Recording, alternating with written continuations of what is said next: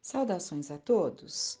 Então, dando continuidade ao estudo que estamos fazendo sobre o tema obsessão, desenvolvido por Manuel Filomeno de Miranda no livro Nos Bastidores da Obsessão, em que estamos vendo, na parte do prefácio, examinando a obsessão, em que agora Manuel Filomeno de Miranda nos narra, nos traz apontamentos sobre obsessões especiais. Então, dando continuidade. Nos diversos problemas obsessivos, há que examiná-los para selecionar os que procedem do continente da alma encarnada e os que se vinculam aos quadros aflitivos do mundo espiritual. O que ele está nos passando é que existem obsessões ligadas à alma encarnada, né?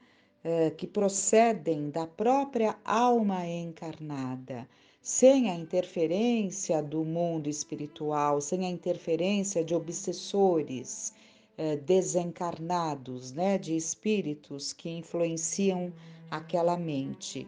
E isso porque é muito comum a autoobsessão, né, em que nós mesmos somos os responsáveis por determinados pensamentos fixos, somos os responsáveis por determinados pensamentos repetitivos, né, torturantes, então nos transformamos em sabotadores de nós mesmos. E se porventura, e normalmente usar aqueles que buscam nos envolver, muitos nem se preocupam. Já vimos muitos obsessores dizerem: não precisamos nos empenhar em alcançá-lo, porque ele mesmo se obsedia, ele mesmo se tortura, né? Então, há de se examinar se há uma obsessão nascida da própria alma encarnada, dentro do que chamamos de auto-obsessão, ou se existe ali as influências externas, né? Então, vai falar agora sobre o ódio. O ódio, tanto quanto o amor desvairado, então, tanto o sentimento do ódio quanto o amor desequilibrado constituem elementos matrizes dessas obsessões especiais. O ódio pela fixação demorada acerca da vindita, quer dizer, acerca da vingança, cria um condicionamento psíquico que emite ondas em direção segura, envolvendo o ser almejado que, se não se encontra devidamente amparado nos princípios superiores da vida, capazes de destruírem as ondas invasoras, termina por se deixar algemar, né? Então, quando não se busca ali o amparo, né, buscando ali os princípios, né, que nos ajudam a evitar essa influência tão nociva, acabamos por nos deixar algemar. Isso tanto nos sentimentos de ódio, nas ideias de vingança, como também nos sentimentos deste amor doentio, que nem se chamaria amor, né, mas chama-se amor, porque assim entendemos, né, mas na verdade não é amor. E o amor deslocado, que se converte em paixão acerba, devido ao tormento que se impõe quanto à posse física do objeto requestado, conduz o espírito que está atormentado à visitação a princípio da alma nos períodos de sono reparador, até criar a intercomunicação que degenera em aflitivo quadro de desgaste orgânico e psíquico, não somente do vampirizador, como também mediante a alucinação do vampirizador. Então, não somente do vampirizado, como também mediante a alucinação do vampirizador. Então, nesses processos nascidos desses sentimentos doentios, é muito comum durante o sono, ao nos desprendermos do corpo físico, irmos ao encontro, né? ao encontro desse espírito com o qual criamos essa vinculação doentia, né? Nesses processos de vampirização, em que na maioria das vezes não podemos dizer que haja uma vítima, porque normalmente são os dois lados que se buscam. Nem sempre são os dois lados. Muitas vezes é um processo de vampirização em que o, o vampirizado já está em vias de mudança, está buscando uma mudança, mas ainda não consegue de uma forma efetiva. E quando se desprende pelo sono, se desprende do corpo físico, vai em busca dessa companhia, né? Porque a sua vontade ainda não está suficientemente forte. Continuando. Em qualquer hipótese, no entanto, as diretivas clarificantes da mensagem de Jesus são rotas e veículos de luz libertadora para ensejar a uns e outros, obsediados e obsessores, os meios de superação, né? Então, são as clarificantes mensagens de Jesus que é o roteiro, que é a rota, que é o veículo de luz libertadora para quaisquer dessas situações obsessivas, né? Seja de que forma for, o caminho é Jesus, né? Os seus ensinos clarificantes e confortantes. E nessas situações aflitivas de vampirização por esses amores tresloucados, doentios, é muito comum, né? Muito comum situações em que o espírito deita-se ao lado, né? Daquele a quem ele vampiriza, né? E quantas vezes é aguardado por aquele que está encarnado, aguarda aquela presença. Há relatos de vampirizados, digamos assim, né? Mas que se comprazem neste processo, por isso que afirmamos que não há vítimas, né? Que aguardam de tal forma que sentem, em algumas vezes, sentem quando há até um movimento ali na cama, né? Quando chega aquela presença. Então, vemos como são situações doentias que é preciso que entendamos que, por não serem saudáveis, é preciso que haja uma desvinculação. Comentamos há poucos dias uma situação como exemplo. Então, é preciso todo cuidado para que isso não se dê.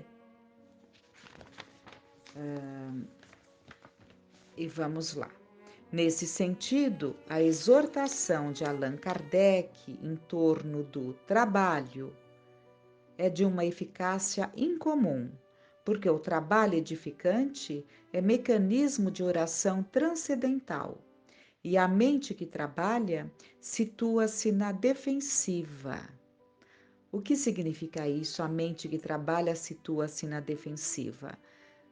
Pelo trabalho, nós vamos desenvolvendo como que uma couraça, né? Em que vamos nos protegendo, né? Nos defendendo dessas interferências, destas presenças. Daí a necessidade do trabalho. Então, primeiro o trabalho, como nos ensina, como nos exorta Allan Kardec na obra básica. Em seguida, a solidariedade é como uma usina que produz a força positiva do amor, e como o amor é a causa motriz do universo, aquele que se afervora à mecânica da solidariedade sintoniza com os instrutores da ordem que dirigem o orbe, né? Então, a solidariedade, que é justamente essa ação no bem, ela funciona como uma motriz, né? Uma força mecânica que nos ajuda. Olha, é uma força positiva do amor E como o amor é a causa motriz do universo, aquele que se afervora à mecânica da solidariedade sintoniza com os instrutores desta ordem, aqueles que dirigem o orbe. E o terceiro, que Kardec nos alerta, né, para vencermos ali as obsessões, a tolerância, que é a manifestação desse mesmo amor em forma de piedade edificante. Transforma-se em couraça de luz vigorosa e maleável, capaz de destruir os petardos do ódio tris e os projéteis do desejo desordenado, porquanto na tolerância fraternal se anulam as vibrações negativas desta ou daquela procedência. Então, com a nossa tolerância, mesmo que sejam direcionados dardos venenosos, teremos construído uma couraça que não permite que alcancem a nossa mente. Não é? É isso. Então, continuando. Assim sendo, a tríade recomendada pelo egrégio codificador reflete a ação, a oração e a vigilância preconizadas por Jesus, né? Então, olhem lá, trabalho, ação, né? Allan Kardec, trabalho, ele traduziu a ação que Jesus nos ensinou em trabalho. Traduziu a oração que Jesus nos ensinou, né? Orai e vigiai, em solidariedade. E a vigilância de Jesus na tolerância, né? Então, são esses três pontos: processos edificantes de saúde espiritual e ponte que alça o viandante sofredor da terra ao planalto redentor das esferas espirituais, livre de toda constrição e angústia. E o item seguinte, perante os obsessores. Para que você atinja a plenitude da harmonia íntima, cultive a oração com carinho. Vejam que interessante, oração com carinho, não aquela oração de cumprimento de dever que muitas vezes fazíamos, né? Ali quando entendíamos que tínhamos tantas preces determinadas para fazer, não é? E hoje temos esse esclarecimento e compreendemos que a oração ela deve ser feita com carinho. E o devotamento, olha, para que você atinja a plenitude da harmonia íntima, cultive a oração com carinho e o devotamento com que a mãe atende ao sagrado dever de amamentar o filho, né? Carinho e devotamento, como a mãe, né, se entrega ali àquele momento. Às vezes até cansativos, né, diante ali de uma rotina mais exaustiva, mas é com carinho, com devotamento. Assim deve ser a nossa postura. A prece é uma lâmpada acesa no coração, clareando os escaninhos da alma. Encarcerado na indumentária carnal, o espírito tem necessidade de comunhão com Deus através da prece, tanto quanto o corpo necessita de ar puro para prosseguir na jornada. Muitos cristãos modernos, todavia, descurando do serviço da prece, justificam a negligência com aparente cansaço, como se a oração não se constituísse igualmente em repouso e refazimento, oferecendo clima de paz e ensejo de renovação interior. Mente em vibração frequente com outras mentes em vibração produz nos centros pensantes de quem não está afeito ao cultivo das experiências psíquicas de ordem superior lamentáveis processos de obsessão, que lentamente se transformam em soezes enfermidades que minam o organismo até ao aniquilamento. A princípio, como mensagem invasora, a influência sobre as telas mentais do incauto é a ideia negativa não percebida. Essas ideias negativas, né, que muitas vezes nós vamos alimentando e não nos damos conta que vamos nos tornando pessoas ácidas, amarguradas, críticas. Como se fala popularmente, estraga prazer, né? Sempre com aquela colocação, ah, aquelas palavras que desanimam, que destroem, que, que trazem ali uma carga invasiva de desânimo, de opressão. Então, precisamos estar atentos a isso, né?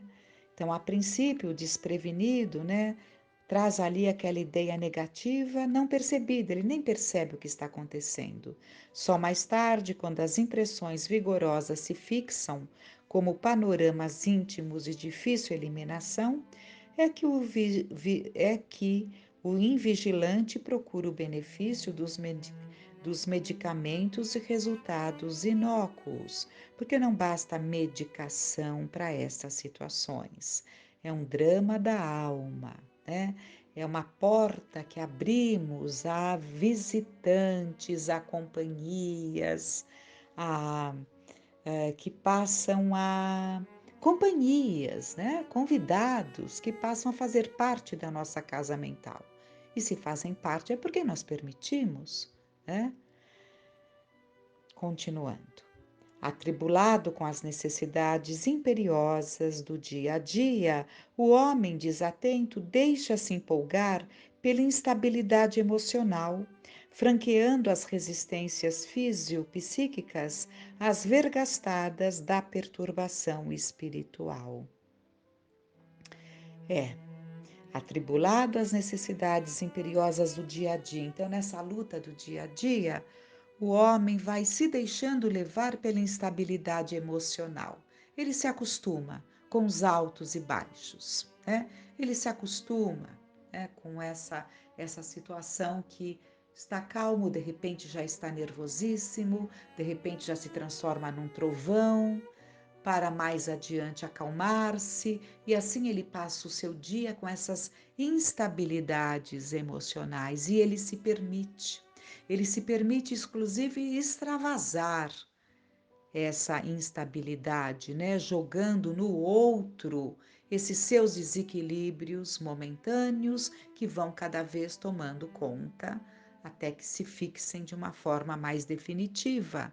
Então, na verdade, é porque nos deixamos levar por esta instabilidade. E nos deixamos levar de tal forma que chega um momento em que não conhecemos nem outra forma de ser, outra forma de viver.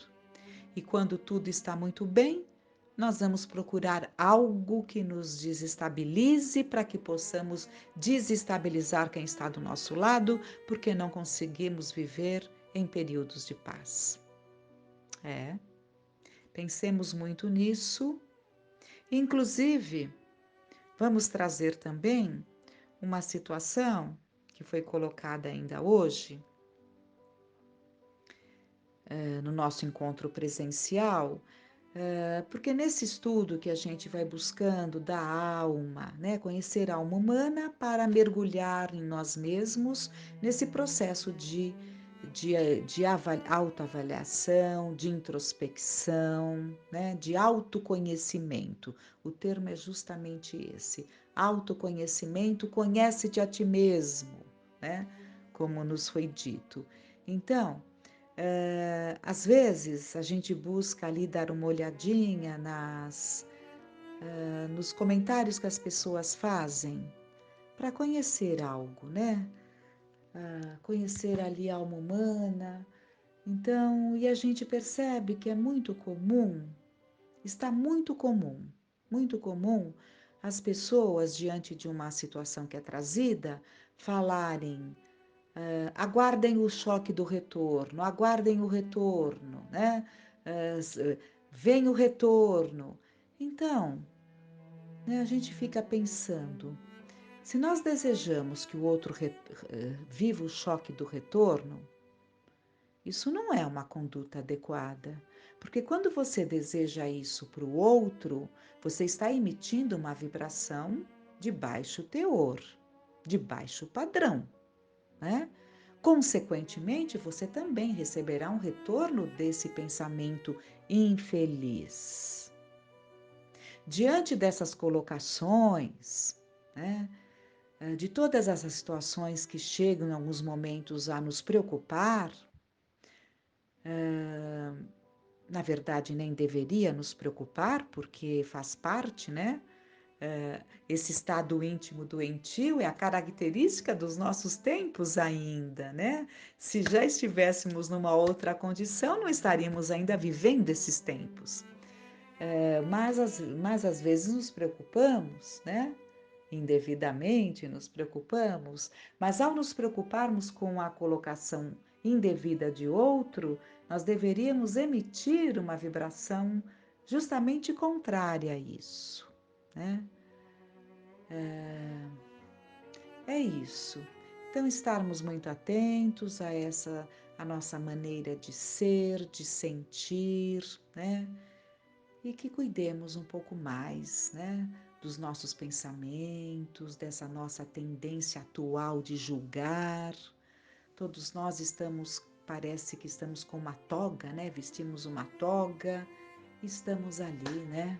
Estamos ali, não é mais com uma caneta, mas com um meio de comunicação muito fácil. Então é preciso que amadureçamos, é preciso que reflitamos, né? Então, que fiquem para nós esse aprendizado e que fiquemos em paz.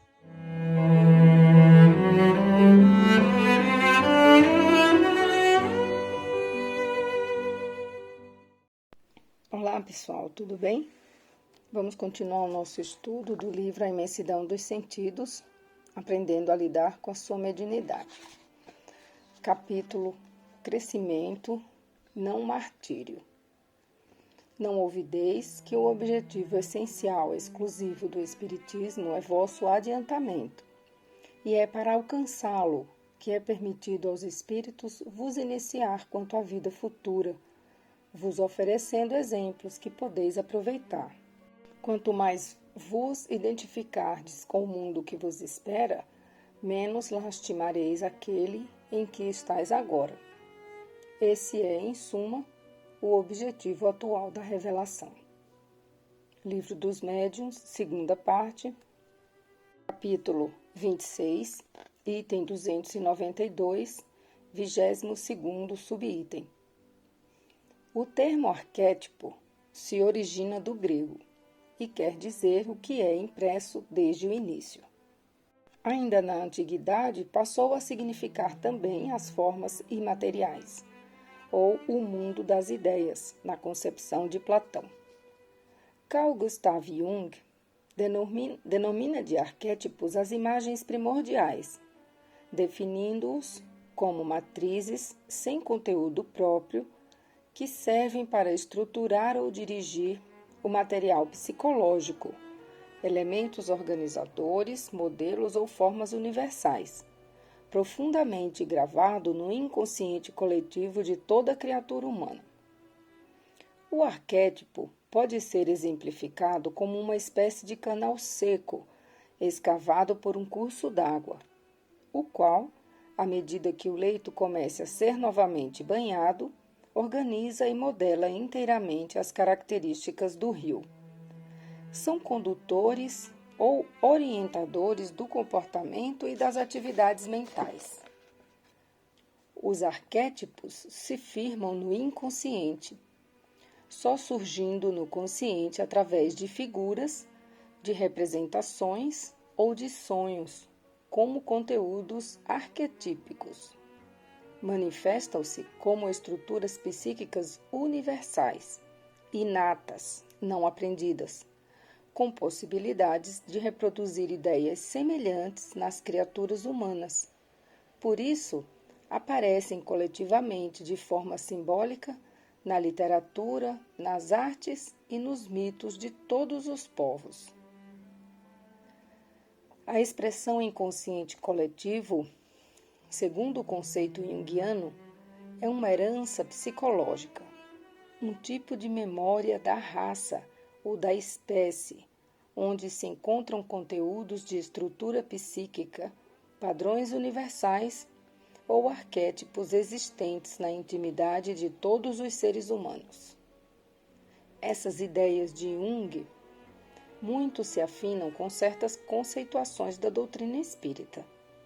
Por exemplo, o espírito, ao reencarnar, traz consigo valores, conhecimentos e experiências acumuladas através da noite dos tempos.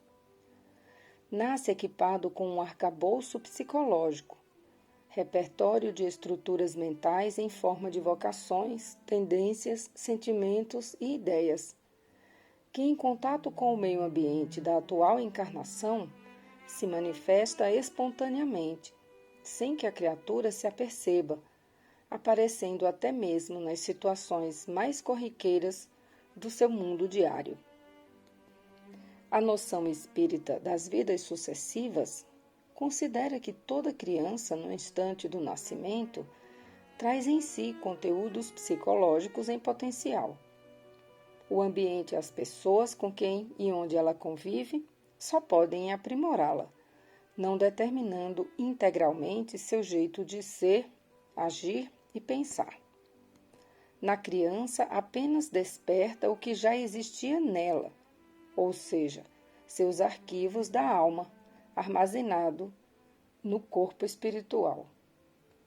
O espírito encarnado veste uma roupagem, sua personalidade atual, e vivencia diversas personalidades interpretadas no teatro da vida, palco das múltiplas existências.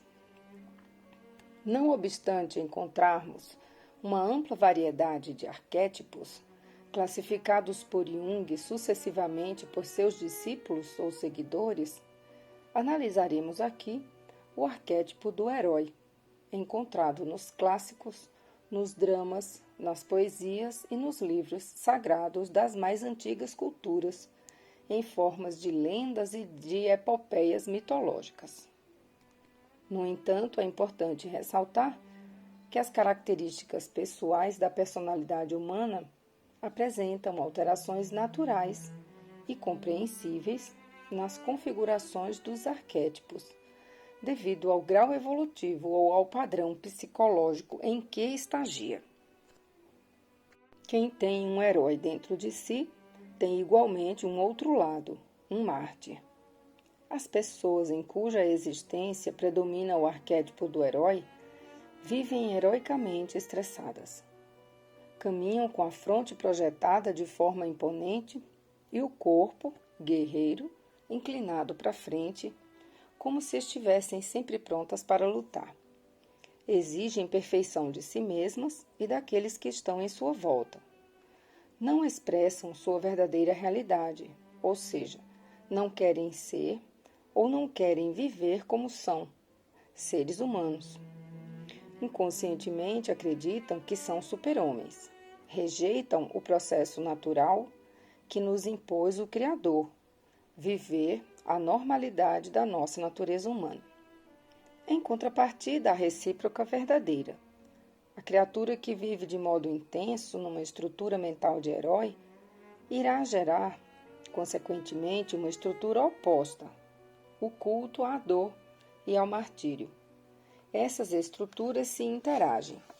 Ora, a personalidade está numa crise de heróica bravura, ora na crise de sofredora impotente. Ao longo dos tempos, muitos de nós desenvolvemos a crença de que, nos privando das alegrias da vida, cultuando o sofrimento, não cuidando de nós mesmos, sendo austeros e mártires, desempenharíamos bem nossa missão terrena e, como resultado, estaríamos cumprindo nossa tarefa mediúnica. Não há glória em sofrer por sofrer. Não existe nenhuma recompensa em cultuar a dor. Na verdade, não estamos aqui para mostrar como temos sido padecentes, mas sim para aprendermos como cessar as amarguras que nos afligem, como crescermos espiritualmente, como superarmos nossos pontos fracos e como recuperarmos-nos dos equívocos, prosseguindo no cultivo do progresso interior. com tranquilidade e satisfação de viver. Não olvideis que o objetivo essencial, exclusivo do Espiritismo, é vosso adiantamento, e é para alcançá-lo que é permitido aos espíritos vos iniciar quanto à vida futura. É importante observarmos que, segundo os guias da humanidade, a principal e específica finalidade da manifestação dos espíritos é nosso adiantamento. Em virtude disso, ser médium tem como ponto fundamental e indispensável a edificação do reino dos céus dentro de nós mesmos. Portanto, para ser médium, não é necessário ser herói nem mártir, mas simplesmente cultivar o mundo interior, a melhoria pessoal. Esse é, em suma, o objetivo atual da revelação. Os seres humanos são pluridimensionais, guardando no reino interior características comuns a todos, representadas pelos subprodutos do conjunto dos arquétipos presentes em sua estrutura psíquica. Sensitivos ou não, todos temos matrizes ou imagens de heróis ou de mártires profundamente arraigadas em nossa intimidade. A mentalidade heróica é um mito elitista, que tem como princípio a personificação de que certas pessoas nasceram privilegiadas e para ser servidas. Enquanto o ideal martirizante modela as pessoas para o sacrifício e para uma abnegação exagerada para agradar a Deus, visando a uma troca para adquirir a salvação eterna. O papel de vítima costuma ser usado em muitas ocasiões para dissimular uma grandeza inexistente na alma. Oculta, igualmente, uma máscara de resignação, para que o indivíduo não descubra ou não tome consciência do que ele realmente é.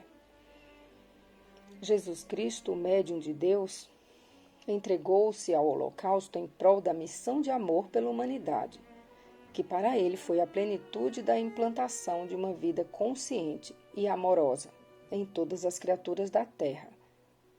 É compreensível que muitas almas sublimadas se entreguem a atos heróicos ou ao martírio de si mesmas para a exemplificação e glorificação dos ideais superiores da divina providência.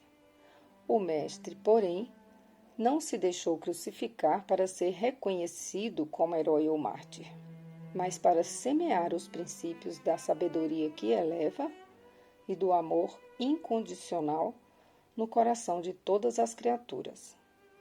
Os médiuns devem exercitar a capacidade de distinguir entre o sacrifício regenerador e o culto ao sofrimento causado pela fraqueza e pela credulidade, filhas das crenças injustas e absurdas. Na vida, cada ser está estagiando num determinado grau evolutivo. Por isso existem diversas missões e inúmeros encargos nos caminhos existenciais. Médiuns, qual é o seu conceito sobre mediunidade? Vocês a veem como método educacional ou como uma exaltação à dor? Será que sua vivência atual, heroísmo ou martírio, é um produto necessário a seu desenvolvimento e crescimento espiritual? Ou simplesmente fruto de uma autopunição ou de um autoengano? Vamos ao próximo capítulo, Senso Crítico. Todo médium que deseja sinceramente não ser joguete da mentira deve, pois, procurar trabalhar em reuniões sérias e para elas levar o que obtenha em particular. Aceitar com reconhecimento, solicitar mesmo o exame crítico das comunicações que recebe. Se é alvo de espíritos enganadores, é o meio mais seguro de se desembaraçar deles, provando-lhes que não podem fraudá-lo. Livro dos Médiuns, segunda parte, capítulo 24, item 329. Capítulo 29, perdão. A palavra senso vem do latim sensus, faculdade de raciocinar. O sentido linguístico do termo crítico tem origem no grego kritikos, a arte de avaliar ou apreciar. Na mediunidade, como em tudo na existência, é de vital importância usar o senso crítico. Utilizar o senso comum nas manifestações que recebe é edificante, mas acima de tudo é preciso lançar mão do próprio discernimento. Ninguém vê o mundo da mesma maneira.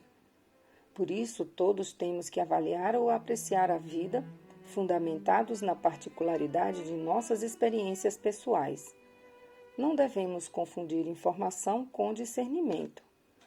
Adquire-se este submetendo a informação ao julgamento do nosso universo interior. O indivíduo não aprende somente com a cabeça, mas também com todo o seu ser. O que se assimila apenas com a cabeça é informação. Quando digerimos por completo uma ideia ou ensinamento, empregando todos os nossos sentidos, tanto os físicos como o espiritual, isso aumentará a nossa consciência e, consequentemente, ampliará nosso discernimento. Quanto mais valorizarmos nossa força interior, mais nos sentiremos estimulados a usá-la.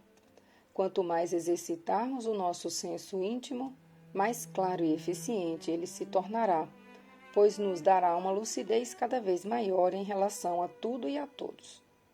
À medida que vamos nos familiarizando com a voz da consciência e nos acostumando a agir de acordo com seus ensinamentos, passamos a gozar de segurança e de bom senso nas mensagens que registramos ou nas atitudes que tomamos.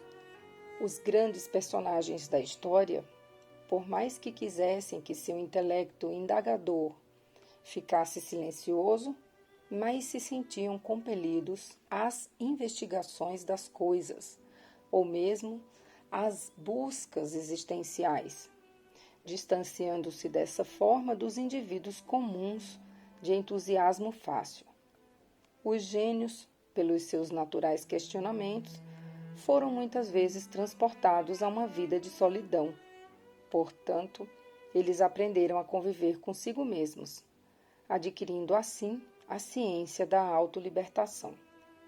Ao crescerem espiritualmente, passaram a ter condições de auxiliar os outros.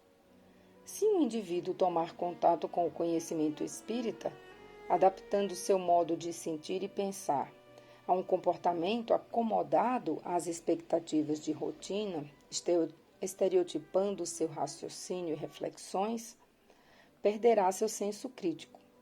No entanto, quando esse mesmo indivíduo padronizado adquirir o verdadeiro discernimento dos ensinos dos espíritos, ele passará a relacionar-se com a essência das coisas, e não unicamente com a forma. Mesmo porque a verdade é nova quase todos os dias, o que levou o codificador a dizer: o espiritismo, marchando com o progresso, jamais será ultrapassado, porque se novas descobertas demonstrassem estar em erro sobre um certo ponto, ele se modificaria sobre esse ponto.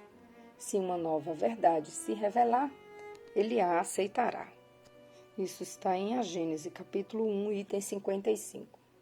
Dizer simplesmente o que é correto ou incorreto revela muitas vezes apenas um conhecimento subjetivo, pessoal. A criatura nessas condições reproduz somente aquilo que leu na generalidade ou escutou de alguém. Neste caso é denominada pessoa clichê. Porém, se ela conseguir explicar ou fundamentar seu parecer sobre o fato ou a mensagem, avaliando-a singularmente como algo único ou distinto, utilizando suas faculdades de raciocinar com objetividade, ponderações ou razões sensatas, aí sim estará empregando o seu senso crítico. Embora almejemos que os indivíduos alcancem o discernimento e empreguem o bom senso, quantas vezes dentro do próprio lar negamos às crianças o direito de gostar ou não de determinada coisa? Em casa e nas escolas, tentamos melhorar as suas preferências, alterando-lhes as escolhas ou decisões, esquecidos de que todos nós nascemos com o direito de desenvolver nosso senso de análise. Nossa avaliação só será aperfeiçoada quando exposta a novas experiências, que por sua vez serão inúteis se nos for tirado o direito natural de dizer sim e não. Cada um de nós é um projeto da natureza, que nos torna seres originais. Nossa alma tem sua própria história de vida. Devemos manter a prerrogativa de pensar por nós mesmos e não nos transformar em estatísticas. O ensino espírita exige, antes de tudo, entendimento e atenção, raciocínio e critério. Coração e mente sintonizados assemelham-se ao pêndulo de uma balança. O meio-termo confere discernimento e senso crítico. O estudo da obra de Allan Kardec oferece cobertura completa para mantermos a mente sã e salva do fanatismo, que aparece fatalmente nas interpretações particularistas e nas análises intransigentes. O fanático é irmão do falso zelo, filho da intolerância e da perseguição. Quando ele ultrapassa os limites do equilíbrio, perverte a razão e obscurece a consciência, justificando ser exigência da religião. Foi ele quem nos tornou aptos para sermos ministros de uma aliança nova, não da letra, e sim do espírito. Pois a letra mata, mas o espírito comunica a vida. Essa é uma passagem em 2 Coríntios 3-6. O espírito comunica a vida significa que aprender a discernir não é uma simples questão de obter informações, mas de relacioná-las com novas informações e conquistas filosóficas e científicas, integrando-as com bom senso. A letra mata, a forma pode ser percebida de maneira confusa. É passível de engano ou ilusão, pois está ligada à aparência e à afeição exterior. A essência é a ideia central, o âmago de um ser, de um conceito ou de um acontecimento. Vamos ter que ficar por aqui. Boa semana a todos.